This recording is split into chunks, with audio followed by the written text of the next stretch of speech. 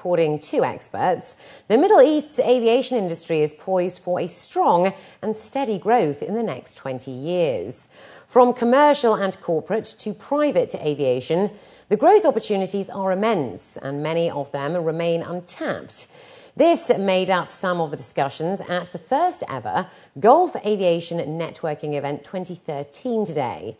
Experts identified some of the prospects and strengths in an effort to better understand what is required to continue moving forward.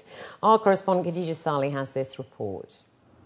Aviation in the UAE contributed 6.3% to the country's total GDP, according to the UAE General Civil Aviation Authority. Speaking at the first Gulf Aviation Networking Event, officials and experts said there is a lot of work to be done, improving regulations to adapt to the changing demands for products, services, and consumers. The regulatory framework and the economic environment for the legacy carriers or for the national carriers or for the normal aviation community, I think it is very much mature.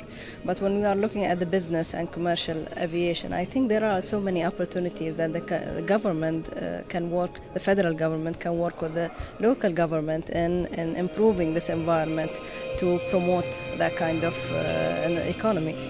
The increasing number of high net worth individuals in the Middle East is driving the sales of aircraft, according to Bombardier, one of the world's leading business aircraft manufacturers. In terms of the order intake, I mean the 65% order intake last year by Bombardier worldwide was mainly by high net worth individuals and major operators who are purchasing Bombardier aircraft as they see it as a great platform to commercialize it and make money out of it. So NetJet's order for 350 Challengers and VistaJet for an order of 120 Globals was the key reason for that.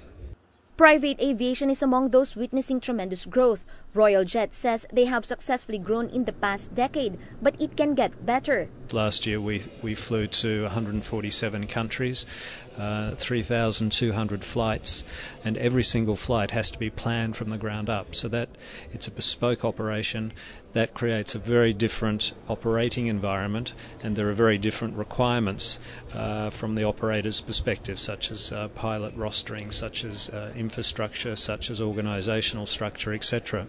So it's very important that the Civil Aviation Authority and other authorities understand the differences and adapt the regulatory framework, of course always with the very highest safety standards to which we operate today, but to become more adaptable to the needs of the operators, which promotes growth and also promotes competition in the industry.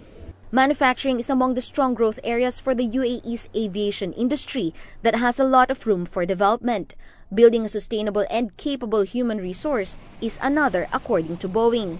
Mubadala Aerospace has one of the key strategic diversification elements in aerospace, and so what we're doing with the interns is helping Mubadala to grow the pipeline of young Emiratis for the aerospace industry. Experts say while the regional aviation market is fairly young compared to other regions, it holds a lot of potential. In the past decade alone, the UAE has changed air travel for many. Khadija Salih, 7 National News.